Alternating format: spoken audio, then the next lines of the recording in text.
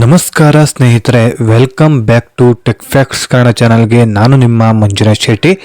ಸ್ನೇಹಿತರೆ, ಸಾಕಷ್ಟು ದಿನಗಳಿಂದ ಮಹಿಳೆಯರು ವೆಯ್ಟ್ನ ಮಾಡ್ತಾ ಇದ್ರಿ. ರೇಷನ್ ಕಾರ್ಡ್ನ ತಿದ್ದುಪಡಿ ಮಾಡಿಸ್ಕೊಳ್ಬೇಕು, ಯಾವಾಗ ಅವಕಾಶ ಕೊಡ್ತಾರೆ ಅಂತ ಹೇಳ್ಬಿಟ್ಟು ವೆಯ್ಟ್ನ ಮಾಡ್ತಾ ಇದ್ರಿ. ಸೊ ಅಂಥವರಿಗೆ ಈ ಒಂದು ವಿಡಿಯೋದಲ್ಲಿ ಭರ್ಜರಿ ಗುಡ್ ನ್ಯೂಸ್ ಇದೆ ಸ್ನೇಹಿತರೆ. ಈಗಾಗಲೇ ರೇಷನ್ ಕಾರ್ಡ್ನ ತಿದ್ದುಪಡಿ ಮಾಡಿಸೋದಕ್ಕೆ ಅವಕಾಶ ಕೊಟ್ಟಿದ್ದಾರೆ.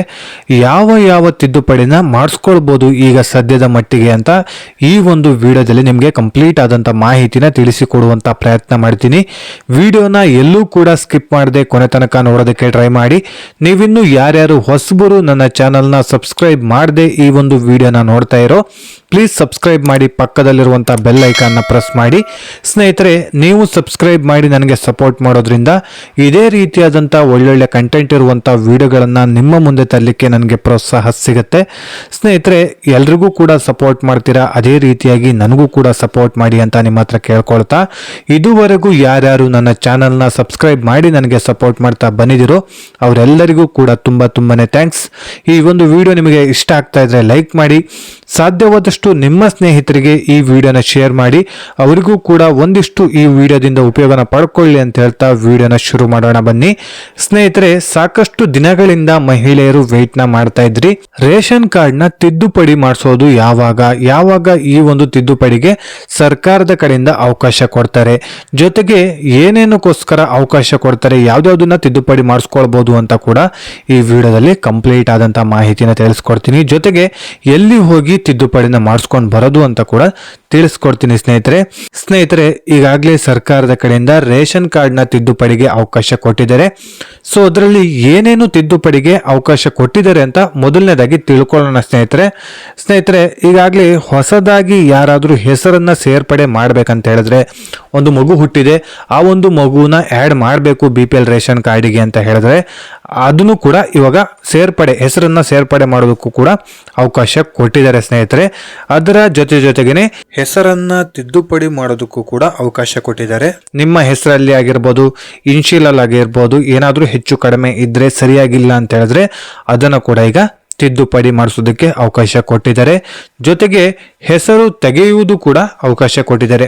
ಯಾರು ಒಬ್ರು ಮನೆಯಲ್ಲಿ ಡೆತ್ ಆಗಿದ್ದಾರೆ, ಮನೆ ಯಜಮಾನ ಆಗಿರ್ಬೋದು, ಅವರ ಒಂದು ಡೆತ್ ಆಗಿದೆ ಅಂತ ಹೇಳಿದ್ರೆ ರೇಷನ್ ಕಾರ್ಡ್ನಿಂದ ಅವರ ಹೆಸರನ್ನು ಕೂಡ ತೆಗೆದು ಹಾಕ್ಬೋದು ಸ್ನೇಹಿತರೆ. ಹಾಗೇನೆ ಇಲ್ಲ ಅತ್ತೆಗೊಂದು ರೇಷನ್ ಕಾರ್ಡು, ಸೊಸೆಗೊಂದು ರೇಷನ್ ಕಾರ್ಡು, ಈ ರೀತಿಯಾಗಿ ಬೇರೆ ಮನೆ ಇದ್ರೂ ಕೂಡ ಅವರ ಹೆಸರನ್ನ ತೆಗೆದು ಇನ್ನೊಂದು ರೇಷನ್ ಕಾರ್ಡಿಗೂ ಕೂಡ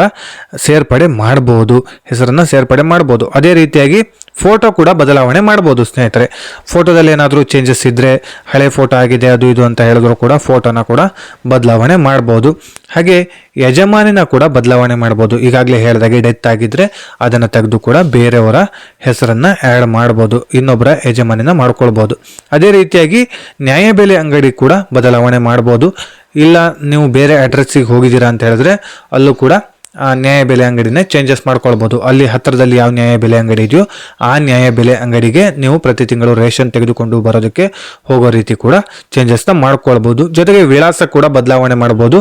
ನ್ಯಾಯಬೆಲೆ ಅದೇ ಇದ್ರೂ ಕೂಡ ಎಲ್ಲೋ ಪಕ್ಕದ ಏರಿಯಾಕ್ಕೆ ಹೋಗಿರ್ಬೋದು ಅಥವಾ ಪಕ್ಕದ ರೋಡಿಗೆ ಹೋಗಿರ್ಬೋದು, ಈ ರೀತಿಯಾಗಿ ಚೇಂಜಸ್ನ ಮಾಡ್ಕೊಳ್ಬಹುದು. ವಿಳಾಸನ ಕೂಡ ಚೇಂಜಸ್ನ ಮಾಡ್ಕೊಳ್ಬಹುದು ಸ್ನೇಹಿತರೆ. ಸೊ ಇದಿಷ್ಟು ಬದಲಾವಣೆಗಳು ಸದ್ಯದ ಮಟ್ಟಿಗೆ ಕೊಟ್ಟಿದ್ದಾರೆ. ಇದರಲ್ಲಿ ಯಾವುದೇ ಬದಲಾವಣೆ ನೀವು ಮಾಡ್ಕೊಳ್ತೀನಿ ಅಂತ ಹೇಳಿದ್ರು ಕೂಡ ರೇಷನ್ ಕಾರ್ಡಿನಲ್ಲಿ ನೀವು ಆರಾಮಾಗಿ ಬದಲಾವಣೆ ಮಾಡ್ಕೊಳ್ಬಹುದು. ಎಲ್ಲಿ ಹೋಗಿ ಈ ಒಂದು ಚೇಂಜಸ್ನ ಮಾಡ್ಕೊಳ್ಳೋದು ಅಂತ ಹೇಳಿದ್ರೆ, ನಿಮ್ಮ ಹತ್ತಿರದ ಗ್ರಾಮ ಒನ್ ಕೇಂದ್ರಗಳಲ್ಲಿ ಈ ಒಂದು ರೇಷನ್ ಕಾರ್ಡ್ನ ತಿದ್ದುಪಡಿ ಮಾಡಿಸೋದಕ್ಕೆ ಅವಕಾಶ ಕೊಟ್ಟಿದ್ದಾರೆ ಸ್ನೇಹಿತರೆ. ಸೊ ನಿಮ್ಮ ಹತ್ತಿರದ ಗ್ರಾಮ ಒನ್ ಆಗಿರ್ಬೋದು, ಬೆಂಗಳೂರು ಒನ್ ಆಗಿರ್ಬೋದು, ಕರ್ನಾಟಕ ಒನ್ ಆಗಿರ್ಬೋದು, ಇಲ್ಲಿ ಹೋಗಿ ನೀವು ರೇಷನ್ ಕಾರ್ಡ್ನ ತಿದ್ದುಪಡಿ ಮಾಡಿಸ್ಕೊಳ್ಬಹುದು. ಸೊ ರೇಷನ್ ಕಾರ್ಡ್ನ ತಿದ್ದುಪಡಿ ಮಾಡಿಸ್ಕೊಂಡಾದ್ಮೇಲೆ ಏನು ಗ್ರಾಮ ಒನ್ನಲ್ಲಿ ನೀವು ಚೇಂಜಸ್ನ ಮಾಡ್ಕೊಳ್ತಿರೋ, ಅದಾದ್ಮೇಲೆ ನಿಮ್ಮ ಹತ್ತಿರದ ತಾಲೂಕು ಆಫೀಸ್ನಲ್ಲಿರುವಂಥ ಫುಡ್ ಸೆಕ್ಷನ್ಗೆ ಹೋಗಬೇಕಾಗುತ್ತೆ. ಅಲ್ಲಿ ಹೋಗಿ ನೀವು ಗ್ರಾಮ ಒನ್ನಲ್ಲಿ ಕೊಟ್ಟಿರುವಂಥ ಅಕ್ನಾಲೇಜ್ಮೆಂಟ್ ಅನ್ನ ಕೊಡಬೇಕಾಗತ್ತೆ. ಸೊ ಅಲ್ಲಿ ನೀವು ತಿದ್ದುಪಡಿನ ಮಾಡಿಸ್ಕೊಳ್ಬೇಕಾಗತ್ತೆ. ಫೈನಲ್ ಆಗಿ ಆಹಾರ ಇಲಾಖೆಯಲ್ಲೇ ನಿಮಗೆ ತಿದ್ದುಪಡಿನ ಮಾಡಿಸ್ಕೊಡೋದು ಸ್ನೇಹಿತರೆ. ಗ್ರಾಮ ಒನ್ನಲ್ಲಿ ಏನೇ ಚೇಂಜಸ್ ಇದ್ರೂ ಕೂಡ, ನಿಮ್ಮ ಹೆಸರಾಗಿರ್ಬೋದು ಅಥವಾ ಅಡ್ರೆಸ್ ಆಗಿರ್ಬೋದು ಅಥವಾ ಇನ್ಶಿಯಲ್ ಆಗಿರ್ಬೋದು ಅಥವಾ ಒಬ್ಬರನ್ನ ಸೇರ್ಪಡೆ ಮಾಡೋದಾಗಿರ್ಬೋದು, ಒಬ್ಬರನ್ನ ತೆಗೆಯೋದಾಗಿರ್ಬೋದು, ಫಸ್ಟ್ ಕೆಲಸ ಮಾಡೋದೇ ಅವರೇ. ಸೊ ಒಂದಿಷ್ಟು ಏನು ಚೇಂಜಸ್ನ ಮಾಡೋದಿದೆಯೋ ಫಸ್ಟು ಅವರು ಅದನ್ನ ಚೇಂಜಸ್ನ ಮಾಡಿ ನಿಮಗೆ ಕೊಡ್ತಾರೆ. ಅದಾದಮೇಲೆ ಫೈನಲ್ ಮಾಡ್ಬೇಕಂತ ಹೇಳಿದ್ರೆ ನಿಮ್ಮ ಹತ್ತಿರದ ತಾಲೂಕು ಆಫೀಸಿಗೆ ಹೋಗಬೇಕಾಗತ್ತೆ.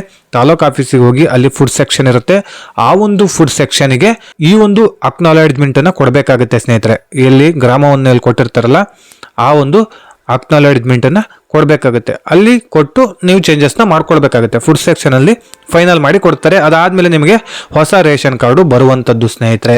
ಸೊ ಈ ಒಂದು ರೇಷನ್ ಕಾರ್ಡ್ನ ತಿದ್ದುಪಡಿ ಜಾಸ್ತಿ ದಿನ ಟೈಮ್ ಇರೋದಿಲ್ಲ. ಆದಷ್ಟು ಬೇಗ ಹೋಗಿ ನೀವು ಚೇಂಜಸ್ನ ಮಾಡ್ಕೊಳ್ಳಿ. ಯಾವುದೇ ರೀತಿಯಾದಂಥ ಚೇಂಜಸ್ ಇದ್ರೂ ಕೂಡ ಚೇಂಜಸ್ನ ಮಾಡ್ಕೊಳ್ಳಿ ಅಂತ ಹೇಳ್ತಾ, ಸೊ ಇದಿಷ್ಟು ರೇಷನ್ ಕಾರ್ಡ್ ತಿದ್ದುಪಡಿ ಬಗ್ಗೆ ಹೊಸ ಅಪ್ಡೇಟ್ಸ್ನ ನಿಮಗೆ ತಿಳಿಸಿಕೊಡುವಂಥ ಪ್ರಯತ್ನ ಮಾಡಿದ್ದೀನಿ ಸ್ನೇಹಿತರೆ. ಈ ವಿಡಿಯೋದಿಂದ ನಿಮಗೆ ಸ್ವಲ್ಪನಾದರೂ ಉಪಯೋಗ ಆಗಿದೆ ಅಂತ ಹೇಳಿದ್ರೆ ದಯವಿಟ್ಟು ನನ್ನ ಈ ಒಂದು ಚಾನಲ್ನ ಸಬ್ಸ್ಕ್ರೈಬ್ ಮಾಡಿ ಸಪೋರ್ಟ್ ಮಾಡಿ ಅಂತ ಕೇಳ್ಕೊಳ್ತಾ, ಈ ವಿಡಿಯೋ ಇಷ್ಟ ಆಗಿದ್ರೆ ಲೈಕ್ ಮಾಡಿ, ಸಾಧ್ಯವಾದಷ್ಟು ನಿಮ್ಮ ಸ್ನೇಹಿತರಿಗೆ ಈ ಒಂದು ವಿಡಿಯೋನ ಶೇರ್ ಮಾಡಿ.